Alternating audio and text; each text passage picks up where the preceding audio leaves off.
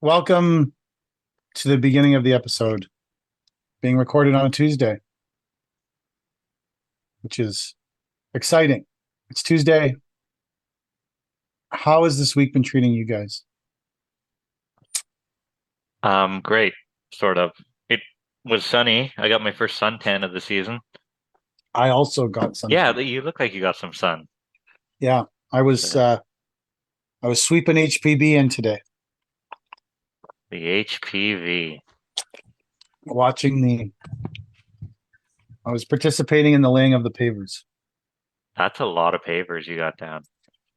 Uh, so there's we started um, we started Monday morning, and it's interesting because it's two different teams of people that don't normally work together. Um, and we started. So the sub base was in, so we had to install the HVB, screed it, lay the pavers. So at the end of day two, which ended at about 5:30 today, we were at 5,000 square feet laid. Wow. Um, we were at probably 60%, 70% of that's cut, and 40% of that is filled with HPB and like completed, Wow. like absolutely. Log those numbers into your software.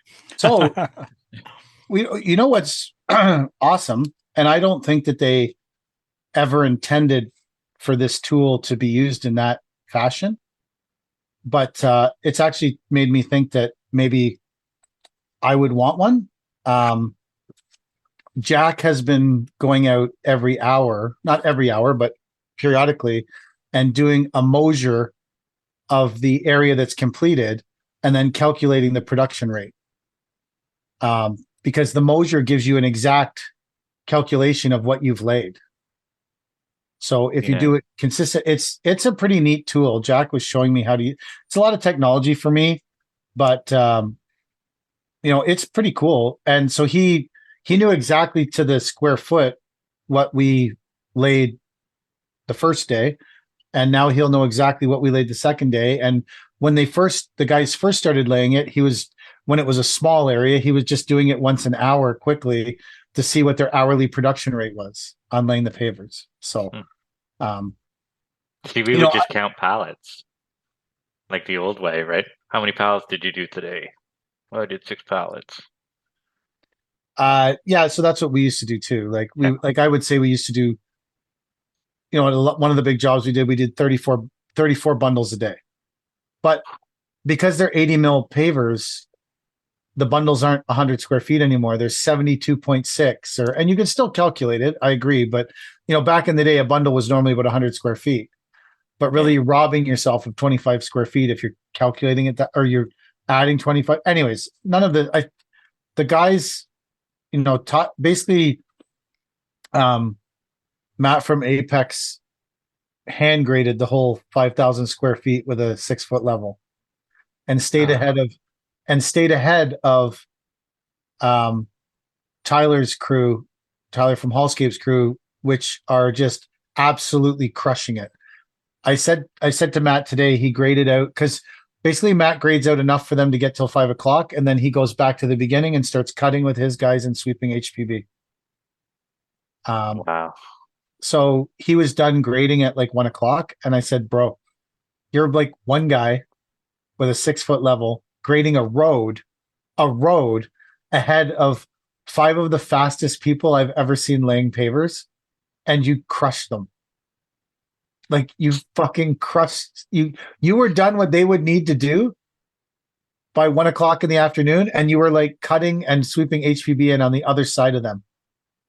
That's It's insane. it's wild. Yeah, he's Like, so fucking. I've never seen anyone great as fast as him. And these guys that that's are laying the crazy. pavers, Tyler's crew, they are absolutely crushing it. They are Wow. nonstop. And it's a herringbone, so it's going fast. And Matt not only stayed ahead, if these guys were on top of Matt waiting for him to grade, I would say that would be fair. But the fact he's finished grading at like 4 hours before they're finished laying and going back and doing other stuff is crazy. It's wild. I, knock on wood, um, all goes well. I think we'll probably be done the 6,000 square feet tomorrow. Wow. And that's what they wanted, right? 3 days? No, they wanted us to be done by Friday because the grand Ah, opening is Saturday. So nice. I think we're in good shape to make it. And our like the Paver King crew has been prepping all the planting beds and stuff. So even if they don't get planted, they will look like somewhat completed and not people can't fall into the 18-inch holes when they're walking around the grand opening. So um I Yeah, but think if you're all- done Wednesday, you'll have all those guys to put on planting after. yeah, we will have some more time for planting and stuff. Um so it's been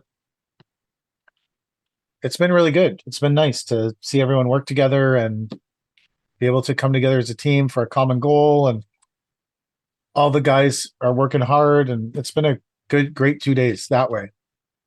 But I also gotten a bunch of shit there today. So Uh-oh. What'd you do? they said that I may have made disparaging comments on social media, About what? potentially about other contractors, Mm. which I don't think I ever do that. I When they called me to say, "Hey, you got flagged for a potentially offensive social media stuff," I said, "Well, almost everything I post is offensive to someone." Like being real, like you're being real about the situation. Like I'm sure I offend someone almost every day, but in offense directly to them, I said I don't take runs at people. I don't unless you're like Coca-Cola and you're trying to shove spiced Coke Zero down my throat. I don't take a lot of runs at people. So in one of the videos I posted, it says 6,000 square feet or bust. I do make a reference to the fact that we are only doing the driveway pavers on the site, and we did not do any of the other pavers on site. And maybe that's where they're saying I'm making a disparaging comment. I don't know, but I was only saying that because I don't want to take credit for someone else. Like I don't want someone to come there and say, "Oh, Paver King did all the pavers at the Canoe Museum," when that's not the truth. I didn't do them all. So I was Mm. just pointing out we didn't do those pavers.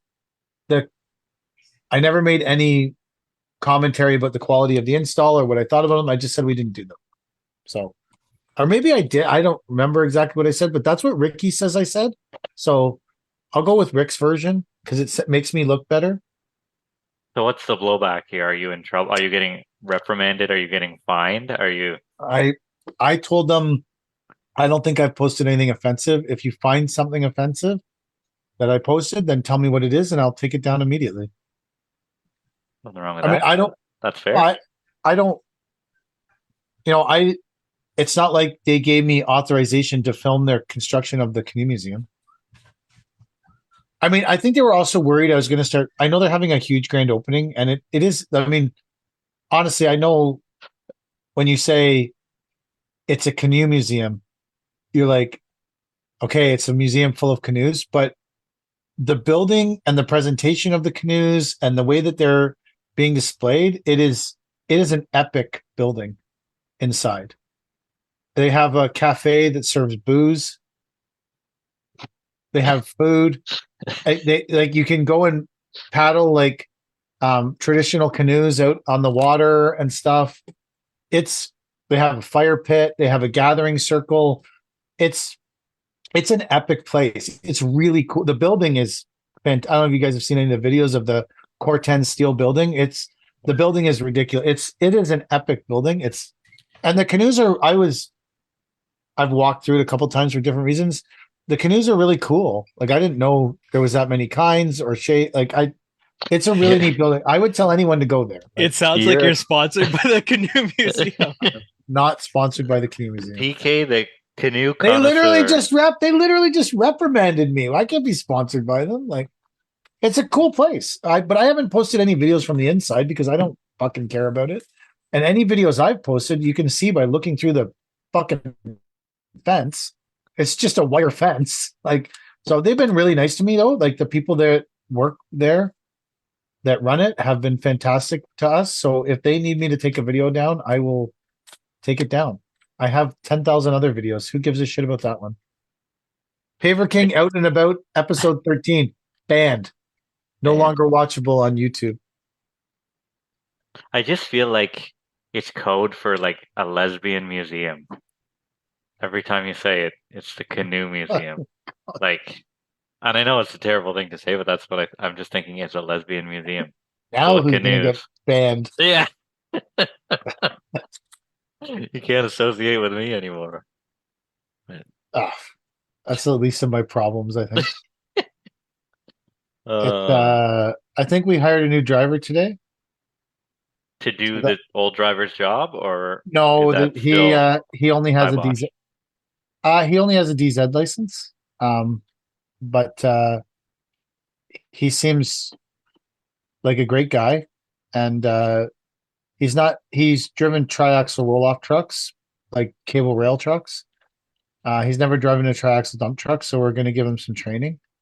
But he's super pumped to be part of our team, and he came highly recommended from another contractor. So, That's great. um, who he works for in the winter. So he has a good winter gig, which is also really nice to know that not only I think now he has a pretty solid summer gig with us, he has a amazing winter gig to go to too. So he's got kind of a No, year round thing going on.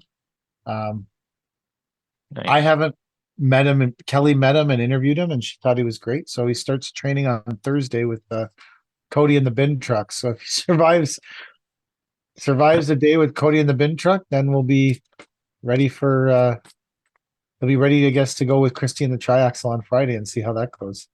What But, does Paver King training look like? Because I've never been trained in any big truck. I've just got in and went. Like that, there was no training other than like you take your air brake course and you pass your air brake test, then you're like on your own. I uh, probably shouldn't be driving big trucks. well, I think that the trucks are auto, so it makes it way easier. But every truck has a PTO. Every truck has a way to dump it. Every truck has a way to dump the air suspension. Like Yeah. we have 3 hook trucks. Every one of them has a completely different way of picking up bins and putting it down. Mm, yeah. One has a toggle with a toggle on top. One has a little controller. One has a controller, but then one has a controller. You never have to touch any of the buttons on controller. They're just there for no purpose. And then the other one has a similar looking controller that's covered in buttons that you actually do have to press all the time in order to get the bins on and off. So They I are think complicated. Bin trucks uh, are complicated. the hook trucks are definitely more complicated than a triaxle. So, Yeah. but I mean his main job will be driving the blue triaxle, but um, he is excited about driving the hook trucks too. So I think that's great. It gives us more options and more ways to move things around. So Cody is going to ride with Cody first, and then ride with Christy, and then um, I guess maybe ride by himself the day after that. But I don't know. I just there's also some stuff if you've never, I want to set people up for success. So if you've never been to a gravel pit before, if that's not, you don't know how to tear in, you don't know how to tear out, you don't know when to get your ticket, you don't know where to go in the gravel pit. If you've never used a CB, someone needs to teach you how to use the CB, how to communicate on it. So Christy's going to make some gravel pit runs with him so that he is familiar with what goes on there and those locations. Because I feel like if we don't do those kind of things for him, we're not setting him up to be a successful person at our company. So the driving of the truck, I don't, you know, the air brakes and the driving of the truck, that doesn't change. But I want to, obviously we do a ton of trucking for Arts, so I want Christy to take him there and do a run with him and show him what we do there and how it operates and who you talk to. And same with Cody, like how do you dump a the different bins we have and how it works. And I don't know, that's what training looks like to me, I guess. I don't know if that's the right way to do it. Probably not. No, Uh, that's more than I would give a guy. I'd say, this is your truck. This is how it dumps. This is how it stops. Get out there and make some money. yeah, I don't think that's terrible. It's just you know I want people to be successful. So, Yeah. you I've know, been I've been asking the guys that when I leave them for the day or whatever. I said, "Have I set you up for success today?" And they'll say, "Yeah," or "No, we need some more guidance. What do you think about this? What do you want to do here?" Like I feel like that question has helped us move along as a company maybe when I can't be there all the time because I'm a site manager now and definitely not an installer, it seems, this year. So so today I've been in theory driving my bin truck, driving the blue triaxle, and and doing all the estimating and all the project management and all the scheduling. So the last couple of weeks have been, and actually I was doing pretty good with it until I had to start driving the blue truck too and the bin truck. The rest of the stuff I do, but I've concluded that I work every day all day because on Saturdays and Sundays I'm doing all the stuff I need to prepare for Monday, Tuesday, Wednesday, trying to stay ahead of the curve so I don't fall behind. Printing stupid fill sheets so that people can track where the dirt goes, chain of custody dirt bullshit. Um, that absorbs a lot of my time. Anyways, it's been a lot, and I've started thinking like, man, I work a lot but you have to go hard while you can. yeah. But today I was sweeping HPB with the guys for a couple hours, and then the day ended, and then I tried to climb because I've been driving the triaxle. It's just it's like a really expensive mode of transportation. Because if I keep it with me all the time and then someone calls me, I have it with me. So it's like a $250,000 taxi that's just going all over the place with me. That's the same as a G Wagon though. Yeah, maybe I should make some Tigran style posts about it. Yeah. I'm in my G, like, but if there's a problem on the job site. I'm driving this. So instead of getting a cyber truck to drive around in, I'm driving this triaxle everywhere I go. Like, but I went to climb in it today, and I was like, man, I am really fucking sore and old. You're sore 'Cause- from getting in it or from No, other I'm stuff? sore from sweeping the HVB with Oh, yeah. Matt, and I was sweeping the HVB with Matt and Tyler and some of their guys, and some of Matt's guys, and I just now I'm like super sore. And I was watching the guys, Tyler's team of guys, lay the pavers, and I was just like, I'm not watching them. I'm not capable of doing that anymore. Do you ever think, thank God I have these people? Because I can't do this all I anymore. don't think I can do any of it. No, I I think agree. my body's too like. I mean, I know when I left Permacon, my body was pretty fucked up, and then I started just working every day because that's how I was going to make a living. And when I was doing it every single day, the first few days hurt a lot, and then my body just got used to doing the work again, and it got to be less and less pain. So I'd like to think that if I started working every day again, laying pavers, that the first couple of days I'd be pretty sore, and then I'd start to get. But at 50, I'm starting to wonder if that's true. That maybe my time is just over, and I need to become more of a site manager and find work, and which is sad. It makes me sad. I'm watching the guys do it, and I'm like, man, I used to really love doing the zipper line on a herringbone that's 25 feet wide. I used to love that. Like, it's okay, we're at the bottom. Now we're going to go to, and you got to get up and go to the Yeah, bottom. And, like, cause you can't lay it both ways. Cause if you do, it doesn't work right. And you end up like, yeah. so anyway, there's stuff like that just, but on the See, flip side, sorry, go ahead. no, I'd rather grade than I would lay. I'd rather be on the screw bar or on the level or whatever. And I'll leave the laying to the guys, but that's my preferred thing if we're all on site working at different things. I made the guys pull up probably a 30-foot run, 6 feet wide this week. They were not, or was it last week? Maybe the end of last week. They weren't happy. They didn't get the grade right. And it was either bump it back down to meet the grade or pull the whole thing up for the whole length of the house. And I'm just like, pull it up. So what? It's going to take us 3 hours to fix it. And like, what do you do? Was that the But that driveway border? Uh, you're it supposed was to not the driveway border, oh. but it was down one side of the house that connected to the driveway border. And now you found the most expensive square footage, not the driveway border. Not the driveway border, the part that we did twice. The part that you have to do twice because the grade's fucked up is the So most nice, we did expensive. it twice. Yeah. So But nice. I asked them, I'm like, is the grade good here? They're like, yeah. And then I left and came back, and then I set the bars for across the front of the driveway, and I'm like, it's an inch and a half difference here. What's going on? They're like, oh, we thought you set the transit before you left, and that's what we used. Fuck me. Thought we were past this. Everybody checks their own work. That is not the case. They were leaning on the boss, who I was calculating something else, and they just picked up the wand and said, yeah, this must be good.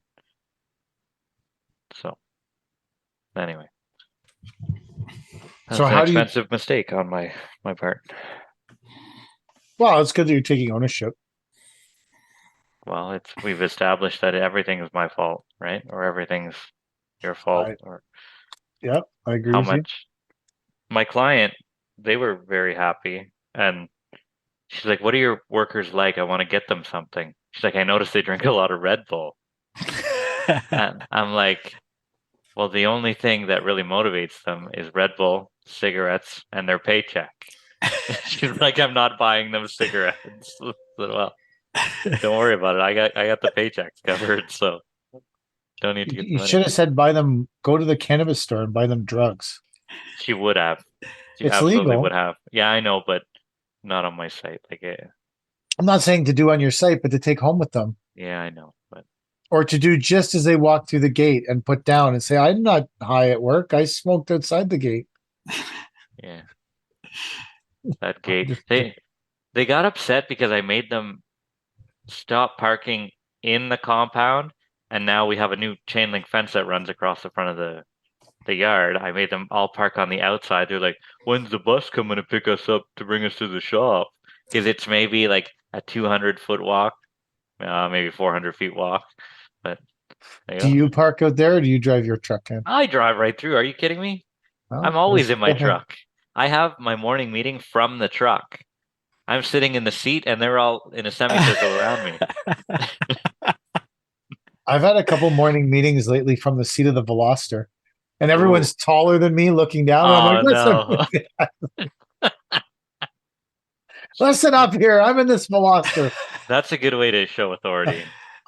You know what's funny is that we have an extra 2500 Dodge Ram Laramie sitting in the yard, and it's been sitting there for like 3.5 weeks now, 2.5 maybe 3 weeks, and I just don't care to drive it. Really? I'd rather drive the Veloster. Wow. So I just keep driving it because now I've driven it for so long that I'm just used to it, and I don't want to park far away. I like park. I'm fucking old, and I like parking close, and I don't care if someone opens their door into it, and I would care if I was driving the trucks. So now I haven't driven. It's sitting there. It's nice, fully loaded sunroof. It's a nice fucking truck. I just because at first when we got the brown truck back from Brad, I was like, oh, I can start. We can take the white one out of the guys don't need it anymore. We need two pickup trucks basically to run the company, like crew wise. So I was like, oh, I can start driving the white one again because the brown one's back. I was like, I don't even want to. Fuck it. It can just sit over there and rot for $1,500 a month. For $1,500 a month. I called Ford today. I said, they've got a King Ranch in Laval, but I won't buy from Quebec. Can you get it here? And they called around or whatever. They said, that truck's sold. Can we sell you another one? But not unless you can find me another King Ranch. And they looked and looked and looked, and there's none in Ontario. And like, we can Why are you build you one. trying to get rid of the Dodge? Yeah, I think it's 180,000 clicks. I think it's time. before it really goes off a cliff there. Great truck. I mean, I love the truck. So you wouldn't buy another Dodge? I would, but the Dodges from 4 years ago look the same as the brand new ones. So what's the sense? Like, looks like you're driving a 5-year-old truck right off the lot. So See, I would never think about that. I do. I'm a Oh, very vain person. I'm not saying you're vain. There's some legitimacy to that too, because if you have one that looks like it's 5 years old, when the new model comes out, it'll Yeah. look like it's 5 years old. Whereas if they switch the models every two, like I don't think it's impractical. It could be because you're vain, which could say what you want about people with a lot of body art and being vain. Um, I told you I was, so I know, yeah. So, but in my life, it would never occur to me to give a shit about that. It's just interesting. But there's stuff that I care deeply about that you could fucking care less about. yeah. Different That's true. strokes. That's why it's interesting to me that thought that this truck looks like a 5-year-old truck. It wouldn't cross my mind if I was buying something. I'd be more about what truck do I want? What truck do I like than what I've never bought a brand new truck either. So I've never bought the only thing I've ever bought in brand new in my life was the blue triaxle. Really? No equipment like that. Oh no, they You quit must have like bought skid steers and stuff. no, the 595, the E20 and the S70 we bought brand new and the buggy. Yeah. But Yeah. in terms of vehicles, I've never owned a new vehicle in my life. I've only owned my old F-250. It's the only new one I've ever had. Oh no, we bought 2 new dump trucks. But we also have old dump trucks, very old dump trucks. Very old. Oh, Well, 2008s. I have 2006. I got 3 2008s, 2 Internationals and a Ford. They're all great trucks. 2008s, they probably don't have DPFs yet. No, nothing. Or no emissions. Yeah. No emissions. Stinky. That's the only thing if we decide to sell the small tandem bin truck, it's got a cat motor and it's got no emissions because it's an 06. Beautiful. And it will have all brand new rubber and all brand new air tanks and fucking brand new turbo. It's going to basically be like, by the time we sell it, it's going to be a brand new truck. I could use we're still trying to sell that old GM that we have, the 2003. Yeah. The water truck. Nobody will bite on that thing. Is it just a flatbed or does it dump? No, it's a flatbed, but it's got a water tank on it, right? So yeah. How much are you trying to sell it for? 20 grand. It's only got 135,000 clicks on it, which is nothing. But then everybody who wants it can't drive an air brake truck. So it's a heavy single with air. With air, yeah. And it's got a splitter, like it's a split gear. Yeah. Which is weird to me. Just because I'm not. It got a plunger on it. Yeah, it does that one. Yeah, it's got like a little. I originally started driving a 1986 GMC. Wow, as old as me. Yeah. But it had a splitter in it, plunger splitter in it. Plunger. But I just drove it 5-speed because. Yeah, that's what I do. As a water, as a water truck, you're probably not going to get in a point where you need to start splitting low gears in a 5-speed. Yeah, but I'd be happy to get out of that thing. Not because it's a bad truck, just because it's manual, and nobody likes to drive it. And manual with a load of water is a little more sloshy than an automatic. It is with a load of water, right? So it is. Yeah. Do you guys have a second? I need your help. Sure. I need to do an estimate, and we probably beat this horse a million times, but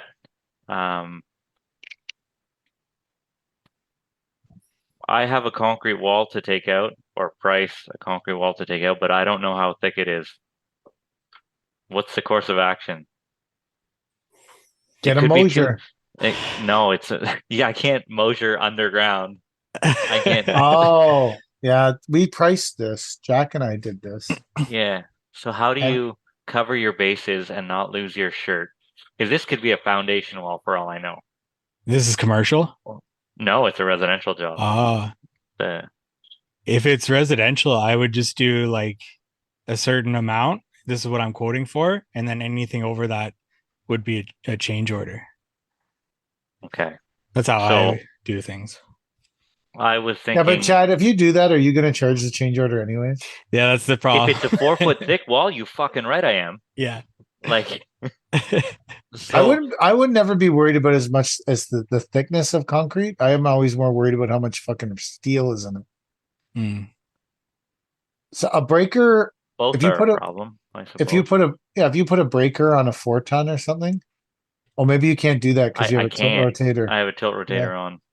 Oh, see, that's another. Wow, no one ever brings I that could up. put a in the tilt breaker on my rotator. 2-ton. Well, so there's something called a sandwich configuration where you can take off the whole tilt rotator, right? And That put that seems aside, and then painful. you put on a breaker. But So I have direct pin on. there would be an argument that you should just price in a rental excavator with a, like when we priced the big wall with that we were gonna it was my uncle who then ghosted me. But my uncle asked me for this price and then ghosted me, but I've only talked to the guy like 50 times in my life, so it's not that shocking that happened. But when we were pricing to break out the wall, and we didn't know, you could see it, that wall, we didn't know how deep it was, but we also didn't know how much rebar was in it because it was an actual poured retaining wall. We priced an 8-ton with a breaker, and Yeah. Jack was like, "Well, couldn't we get a breaker for ours?" And I'm like, "I'm not putting a breaker on any excavator I own. Yeah. It's Yeah. so fucking hard on equipment. I'd Yeah. rather just rent it and pound the shit out of it and fucking." Yeah. So that, like, I would just price. How big a machine can you get back there? Oh, it's right in the driveway. I could roll my 20-ton up if I needed to. You know, like Bring it's the 20-ton. well. First off, whenever I went to do the estimate, she goes, "Can you separate the removal of the wall because my uncle has the Kubota?" And I don't know if that means she's got a Kubota tractor or he's got a Kubota excavator or a Kubota skid steer. But they wanted, Kubota lawnmower. yeah, it could be a little BX, Listen, you know, my like uncle's got a lot of root density. He's got his lawnmower. He can come over and remove this wall. I'm like in my head, I'm thinking, okay, if it's less than 24 inches, I'm gonna just do a day rate to pull it out. But if the thing is more than 24 inches, we're getting heavy here. Like I'm $4,500 to pull this wall out.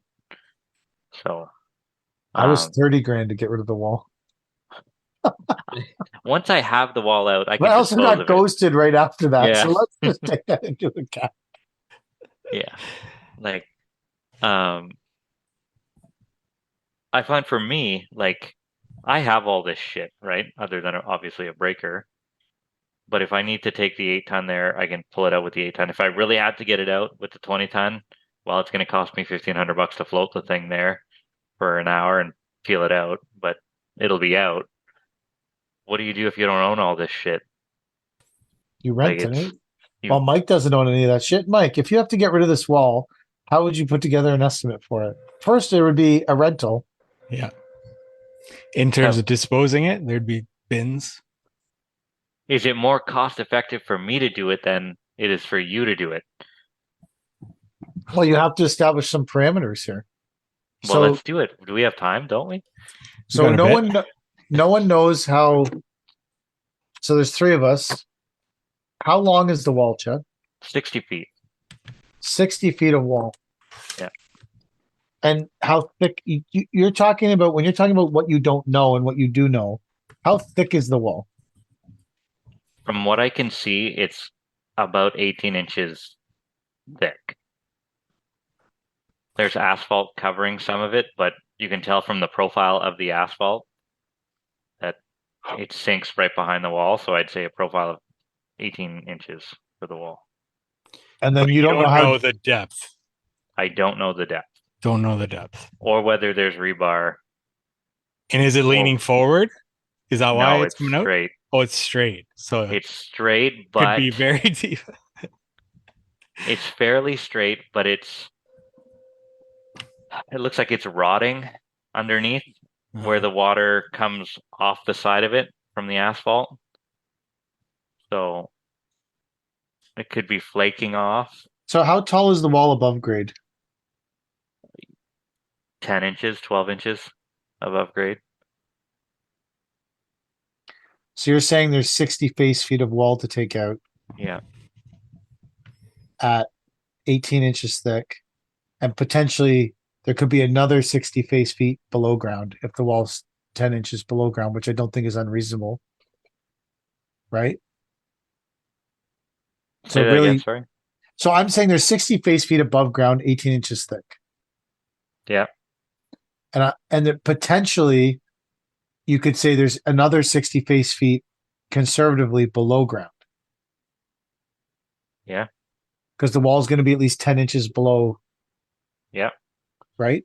At least 10 inches to a foot. So you're conservatively, there's 120 face feet of concrete wall to remove. And you don't know if it's full of, you don't know, it could be Don't know if even it's more. rebar. It could be 3 feet in the ground. But like, I think doubling the exposed part of the wall is probably a fair way to, if you're going to do a landscaping guess, saying they're 60 feet above, they're 60 feet below, 60 face feet above, 60 face feet below. That's just, you guys do your own, but I'm just working through this out loud in my brain. And then it's 18 inches thick. So there's 120 face feet. So to me, that's probably going to be 2 bins worth of wall. Oof. So immediately the bins are here. The concrete bins are, I don't even know. I would say $500 somewhere. So there's $1,000 worth of disposal. Yeah. Right? So, well, this is in my world, not in your world. For you, in my world, it's a little different. I have a concrete pile, and I'm going to let that sit there for a couple of years, and then I'm going to crush it all. Okay. And use it for something. But you still need to transport it back to your yard. Yeah, correct. So there's still a cost in that. Yeah. But also there's an argument you should be charging for the disposal of the concrete, whether you're keeping it or not, because what happens if you suddenly don't have your yard?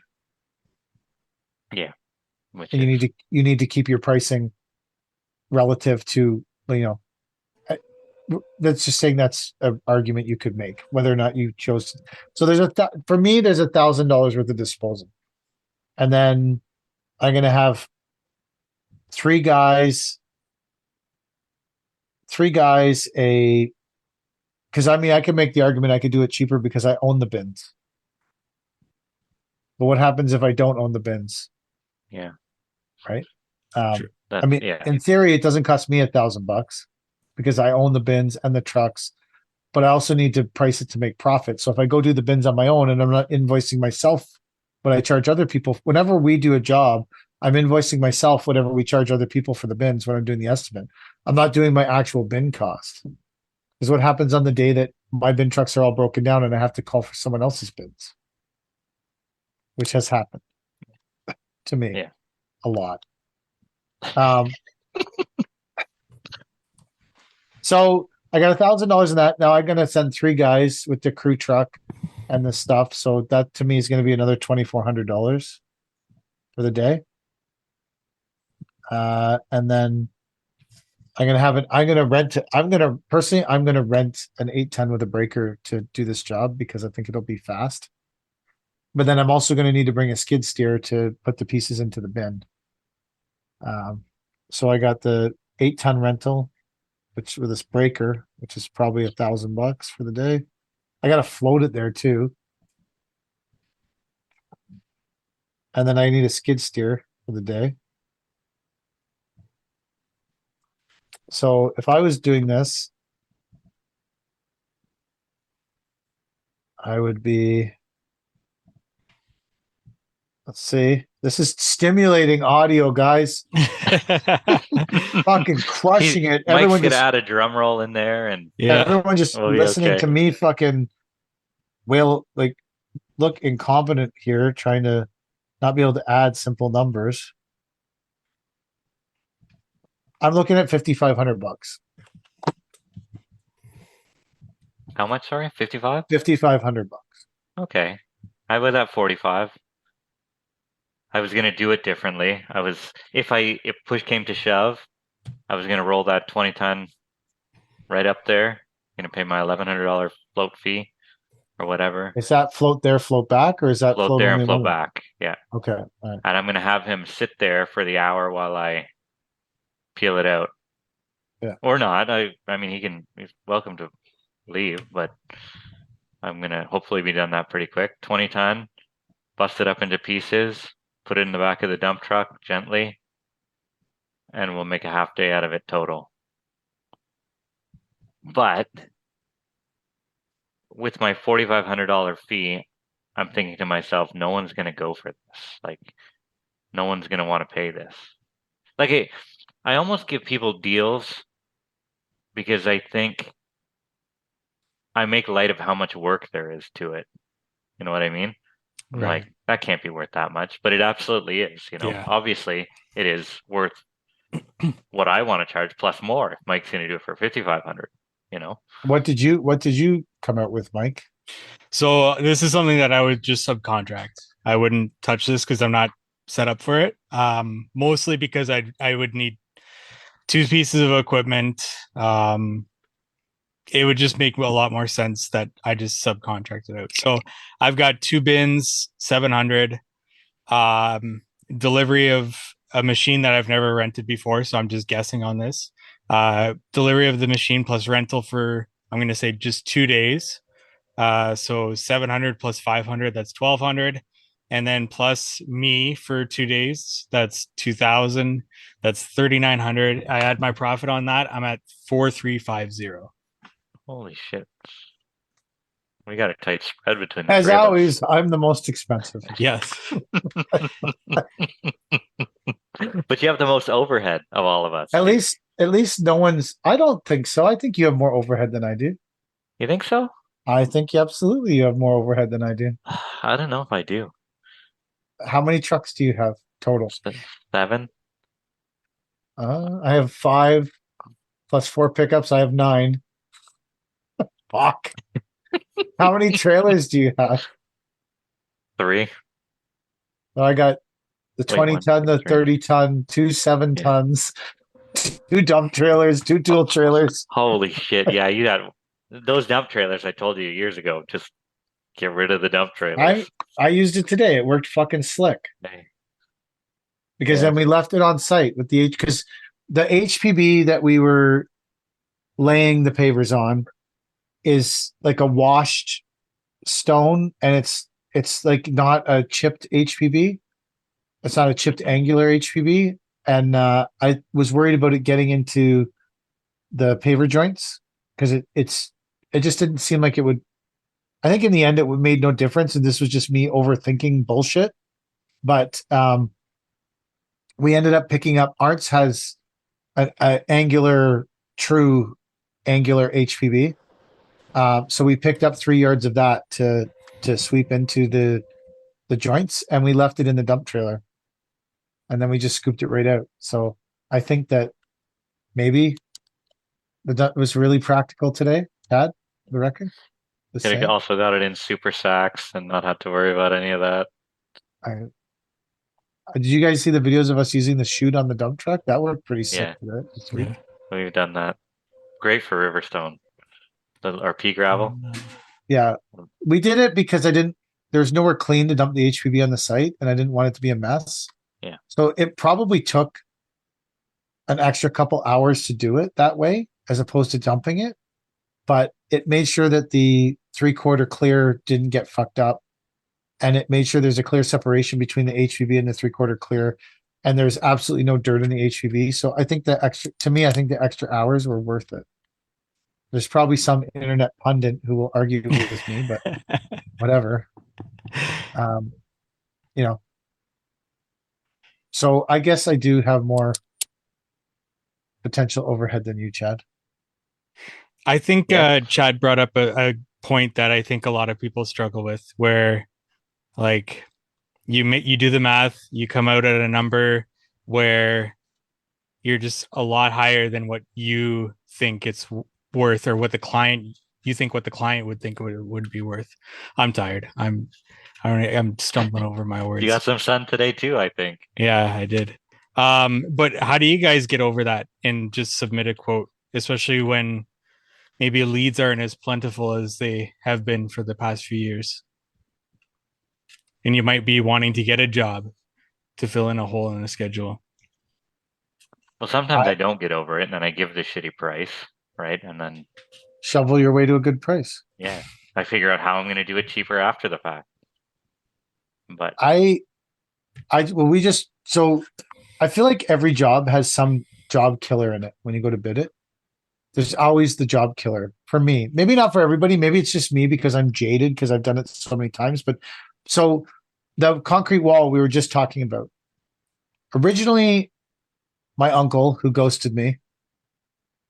I just like that my uncle, like of all people, my fucking uncle ghosted me after I priced work for him. Like, really, bro? Like, you're my fucking uncle. What the fuck, man? Just email me back. I'm emailing him. Hey, Uncle Bill, are we doing that? Like, what's going on with that job? And then just like fucking Silence of the Lambs out there. I'm like, what the fuck, man? I'm like your nephew. Just text me back and say, hey, man, your price is too high. Sorry. Like, send me something, you motherfucker. Like, anyways, he asked us to dig 3 basements there, excavate and haul away 3 basements. This is at like Bathurst and Lawrence. This is like a shitty place in the city. Or Eglinton. It's Bathurst and Eglinton. That's where it is. Like, this is shit. This is a shit place. But we had no work, so I was like, sure. And he's my uncle, so I thought, fuck, I probably got a good chance at this. My fucking uncle. Like, it's literally my uncle. And so we went down and Jack and I priced the excavation and we sent the quote and he got back to me right away and said, hey, your price is good, which it worked out to excavation and haulage removal worked out to $1,000 a load coming out of the city. And he said, oh, your price is good. I was like, okay, cool. Like, just let us know when you want us to do it. And then he called me with the fucking job killer. Hey, you know that big cement retaining wall that runs down the side? We need you to slice it in half and remove half of it. We have no idea if it's full of rebar and no idea how deep it is. Give us a price. And I said, and there's the job killer. That stupid fucking wall, because that wall is going to be crazy expensive because I don't know how deep it is. I don't know if it's full of rebar. Now I have to get it out of the fucking middle of the city. I have to break it with like plywood set up because there's houses right beside it and rocks are going to be flying into the houses and God only knows what people are going to complain about in Toronto. And so the wall, breaking out the wall, by the time Jack and I did all the numbers on it, it cost as much as digging the basement. And then I sent him that, and then I got ghosted. But at least you're not the sucker who did it for nothing. That was the job killer. And when I sent it, it was originally more than that. Because we allowed a week with the 8-ton to break it. Because if it's full of rebar and it's 6 feet in the ground, we have to dig it all out to break that. Because you're talking about building houses there, the whole wall has to come. Which means we have to dig it out and cut it and peel it into, like, it's just, and once you can't do it for like 10 grand. Well, maybe you can. Maybe it's fucking the shittiest wall ever built in Toronto and it peels out of the ground. But you can't like price it. I mean, I guess sometimes you have to price that it's the perfect situation, even though you know it's not. If you don't want your family to ghost you on pricing. If you want to try and maintain some kind of relationship with your family, so when you see this guy twice every 2 fucking years, it's not awkward. Remember that time you didn't get back to me, you stupid fuck? Like, yeah. Anyway, I'm just joking. I actually really like him. He's a good guy. But that was the job killer on that job. And I knew sending it. And I knew if I didn't send it, I knew if I had sent it for somewhere between $15,000 and $10,000, we probably would have got the whole package. But there wasn't enough money in the first part of the job to cover the shitty part of the job. If it had taken the true 30 grand to break that wall out, there wasn't enough in the first 30 grand to cover that if we only got 15 for the shit part. So I just sent it the way I had to because I wasn't going to lose money on it. The hard lesson to learn is it's better for your stuff to sit and do nothing It's better to pay your people to paint bins in the yard than it is to send them out and lose money. Because you're beating the shit out of your equipment. Yeah. The frustration and anxiety when you're already priced something like that, it's only going to get fucking worse for you. Yeah, that's for sure. On the residential job I just priced, it was the same thing. Nancy did a beautiful design. Clients are amazing. We're walking through the property. It's a big job, probably 5 weeks. Beautiful job, kind of job you could, if you designed it right and got the right products in, you could probably put in a catalog.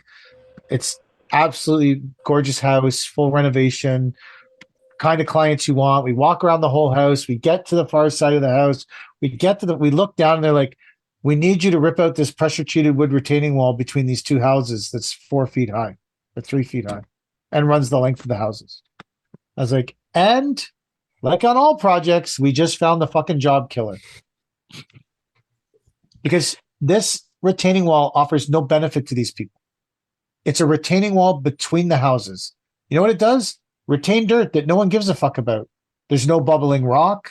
There's no pergola to sell. There's nothing. It's like right now you have a shitty rotted wooden wall that you never look at.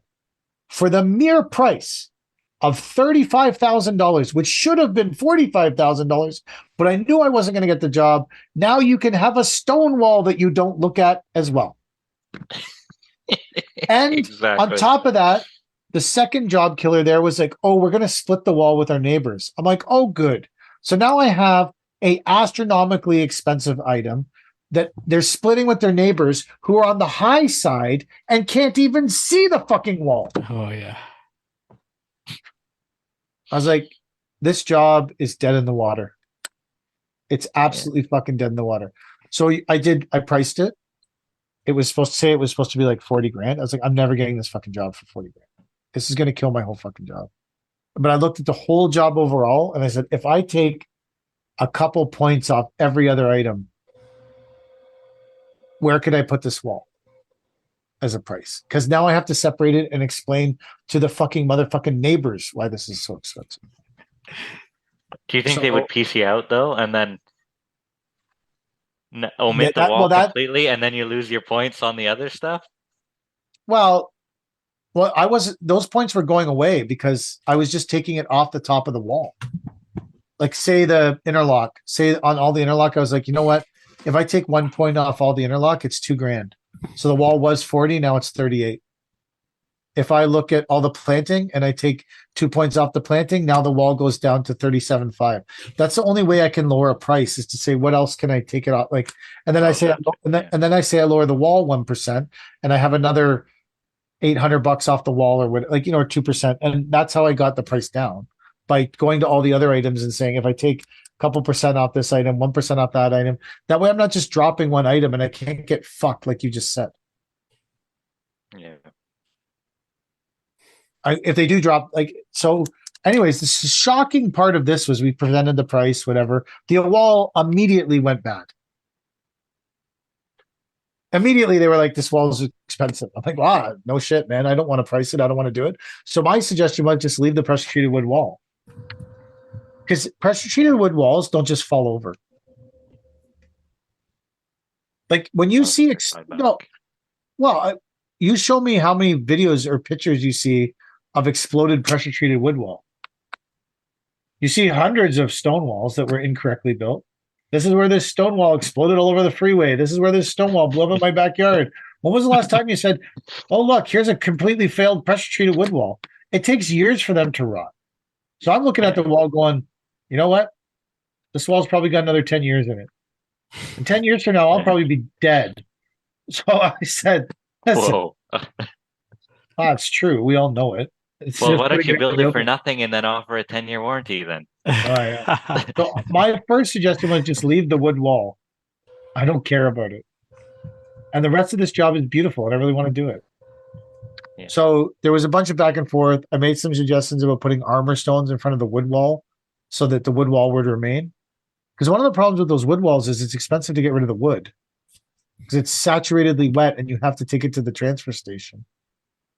And now I don't know how many rungs of it are in the ground, even more wet, What if there's like 7 buried courses that have been absorbing water so that I could dump it for $400 a 6x6 in the ground? Yeah. I don't know. Why don't you What? just let them sit on the front sidewalk in the sun for a while? I Try said out. we're hauling dirt off, and I know this guy's trying to be nice. He's a really good guy. We're hauling dirt off this job, and they're like cleaning out a bioswale. So this stuff, and this they're cleaning it out right now. So you can only imagine how wet it is, right? And it's Yeah. like it's fucking bulrushes and mud, and they're like, "Yeah, we put it in the parking lot and let it sit for a few days before we call you to let the water get out of it." It's like, yeah, that's kind. I appreciate it. But this stuff is still heavy, sloppy shit. Like whatever. Like, Yeah. at least they were trying. I just So- tore out on grade deck, and it was heavy, sloppy. And I actually have the bill here. I don't even know how much it cost me. Did you lose on it though? Because you thought it would Uh, be cheaper to do than it was? no, I can't remember what I priced it as. So this one says, how much do you think it would cost to dispose of a 500 square foot on grade deck, I think including the bin or just the dump tipping including fee? the bin and dump? So the bin's probably 200 to pick up and drop off, and the dump fee's probably 250. Chad? Yeah, I would be in it for 650. Really? So we take it back to the yard. Yeah, I'm doing this all with the grapple and the tilt rotator, right? I'm So no, crushing the not shit. not your just the Oh. disposable, just the bin Just the and just the disposal fee. bin Oh, and disposal. see, I would bring it to someone I know who could burn it. Pressure. Oh, fuck yeah. Like it's like that's why like I don't understand. You guys are paying somewhere to take this stuff. I'm bringing it to somewhere where they can burn it, like the corner of a love- fucking I field. should live in Cornwall, man. I would Yeah. love for you to be a contractor in Toronto for like one season. Yeah. I would lose my shirt because Just I don't one charge for all this shit that you guys charge for. one season. Like I'd no love- concrete dumping fee, no wood dumping fee. Oh my And, god! like How much was the bin, Mike? How close was that? 425. You're pretty much bang on there. I was pretty close then. So did you lose money on it? What did you allow? I don't know. I had to go back and see what I did. Isn't that easy with the software? It's very easy. I'm tired. Tired and short on time. So the shocking conclusion of the wall drama. So the job Nancy is not good at sales. Like she's good with the clients, but she's not good at like following up and closing sales. So I have to. And normal seasons, I really don't care that much because we have so much other stuff going on. It's like whatever. If these people want this job, they want it. If they don't want it, whatever. I'll move on to the next thing and just keep going. But this year, man, I really need this job. So we need to do like a sales cycle. We need to do follow up. We need to get back into like pretending it's 2011. Yeah, like we need to do these things. So I called Nancy. I go, hey, can you find out what's going on with this job? She goes, yeah. She calls me back. She's like, okay, they're going to do the wall. The neighbors want it. I'm like, of all the scenarios that were going on in my mind, the neighbors demanding the wall was the last scenario I had. That was my absolute last case scenario was the neighbors would demand the wall. Wow. So So that's a job on the schedule. Yeah, I don't have a PO, so I don't, but they basically have said we want you to do it. There's a few fine points to work out. But Nancy went to Tennessee to paint her kid's house. She has a kid in Tennessee. She has a kid that lives in Tennessee who has a house that needs to be painted. Hmm. In Tennessee, he bought a 3-bedroom, 2-bathroom house on an acre for $210,000. Wow, that's what I paid for my house on not an acre When? pre-COVID 8 years ago. Now How it's much that- 450, but Yeah, so Whatever. how much are houses selling for on your street now? $500,000. Whatever the distribution center wages will bear. Yeah, well, no, because everything like rent is stupid. Everything's everywhere in Canada. Yes. Everything is stupid. You know, Canada. like the workers are asking for a raise so they can make rent. It's like, it's not my fault. What do you want me to do here? We're not landing all the jobs that we have been landing the last couple of years either. So we got a recipe for fucking disaster. It is a recipe for disaster. Now imagine if you had all the trailers I have. It was We could- ridiculous. You'd have more than 2 trailers. 3 trailers, I said. What 3? I have the equipment trailer, I have Yeah. the 7-ton float, and the 15-ton float. That's That's it. it. You don't. What about the tool trailer? That's the box trailer, the equipment trailer. Oh, so I have 2 of those. We have 1. I was thinking about getting another one. A buddy of mine just quit his landscaping business. It's like 10 grand. I'm like, but do I really need it? And it's another live at 20, like it's a long one, right? 20, 22 feet or something like that. So And then we it's clogging up someone's road all night. And have both of ours are 5x10 single axles. oh, ours are all, well, ours is dually. Yeah, they're 5x10. 5x10 single axle holds everything we need to hold, and it fits in the driveway nice. I don't think I've ever parked the trailer in someone's driveway, We but always, it is 22 feet long. So so we usually put it either on the front lawn or in the driveway. I don't think I've ever put it on a front lawn either. It's always been the road. I've never left it on the road. Hmm. And then we usually put a machine in front of it with a kill switch. Yeah. And a That was- machine behind the door with a Yep. kill switch. And then the side door is pinned closed with a board Yeah, our door on the is on the permanently locked. inside, so you can't. It's locked on the inside, so no matter what you do to the outside, you can't open it. Shouldn't even be there. Take the door out. Yeah, I agree. That door's a waste of fucking time. What do you guys do for brush? Like, how do you disposal of brush? Because I had another job, and the client's like, take out all my gardens. And they're like established gardens, like mature, everything. If you deal with Paper King, there's a brush bin price.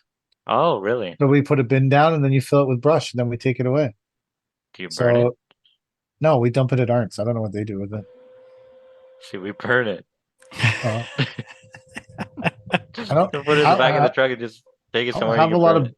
I don't have as many burning options in Oshawa. Yeah. I suppose. The burning options are minimal in Oshawa. You guys don't know any farmers? You just take this stuff. The No, farmers have a big I lot, don't and they're really just like, know. I'll I burn don't that, no really problem. chill with farmers. No. Well, I don't perks even of know being my from Cornwall. I don't even know my next door neighbor's name. I've lived here 13 years, and so has he. Yeah, I suppose. I seriously, I don't know the guy's name. He talks to me. He's like, "Hey, man, how you doing?" I'm like, "Fine, go away." Yeah. 13 years I live next door to this guy. I don't know his fucking name. He's a nice guy. He's a really good person. I just don't give a fuck. How's the neighbor situation with the fence? Is that done? Oh, that guy sold the house and left. Oh, Wow. that was Lucky quick. you. Now that we live on Wilson, and across from us is this condo building full of like old, stupid ass people. And when we first got Martha, she used to go down the backyard and bark a lot because she's a livestock guardian dog and she's a rescue and she's in a new home. And these fucking people spy on us from their balconies looking down in our backyard. And so they drove around to our house and left a letter in the mailbox complaining about our dog and making commentary about our disabled dog. We know you have a disabled dog. We know you're good people. Like what, having a dog with 3 legs makes me a good person? The fuck are you talking about? That could make me a terrible person in some people's eyes. Why are you keeping the 3-legged dog alive? You're a You don't horrible know why he person. only has 3 legs. Exactly. Like your assumption that I'm a good person because we have a 3-legged dog in our house. That's wild to me. What are you talking about? Could be you're right. Maybe I hit the dog so much we had to cut its leg off. I don't know. Anyways, these people left us. Well, Kelly found it, a nasty letter. And then I wanted to go across to the apartment building and tape a letter on the door saying, "Hey, people who stuck a letter in my mailbox, I know who you are. See you soon." But Kelly thinks that's antagonizing the situation. So we shouldn't do that. So, and then bylaw came about the dog.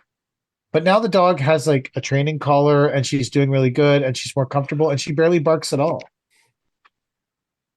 But now bylaw's coming. That's what's going. These aren't even my neighbors. These are people who live in a fucking apartment building across the street. Find something better to do with your life. Bylaws coming because your dog barks. Yeah. Wow, that's rough. There was a complaint about excessive dog barking. Maybe it'll be the Oshawa City of But there's- Oshawa guy there's- at gmail.com. One of the problems is we have an in-ground pool, and when you walk out of our back, the patio is level with the in-ground pool, and the patio wraps around the pool. So half of our backyard is elevated higher than like the rest of the backyard sloped severely to the back. So when everyone else's dog is out in the backyard barking, which there are a multitude of dogs, almost every house, like we live in suburbia, so everyone has their dog that they don't walk and don't like whatever that just lives in their house because they felt like they needed a dog. So we all have these dogs and they all bark. The problem is that Martha is white and huge. Like she can put her head down on the table without like she's fucking huge and she's all white and she'll be standing on our patio. And so all the dogs could be barking down along the fence and she could just be standing there, but she gets full credit for all the barking. Mm. So now Martha's getting blamed for all the barking, which I think she does commit her fair share of barking. Don't get me wrong. But yeah, the people call fucking bylaw on our barking dog. Like What kind of dog is Martha? She's an Akabosh. No, she's not. She's a Miramar. Miramar livestock guardian dog. Miramar? Yeah, it's an Italian livestock guardian dog. Wow. She's like a big white. She looks kind of like a Great Pyrenees, but not as puffy. So that's what's going on with people that aren't even my neighbors that live in a fucking building that's like a half kilometer away from us. So I'm like, you're telling me that a half kilometer away, there's this building and you live on the fourth floor and my dog barking is driving you nuts? Go fuck off. You can't even hear. I can't. If she's in the backyard barking and I have the window closed, I can barely hear her. And I don't live across the street up 10 floors. Stupid ass people. This is like nothing better to do than harass our dog. But don't worry, I am a good person because I have a 3-legged dog. I murdered 7 people, but I got a 3-legged dog. So fuck am I ever a good person? You're a good person.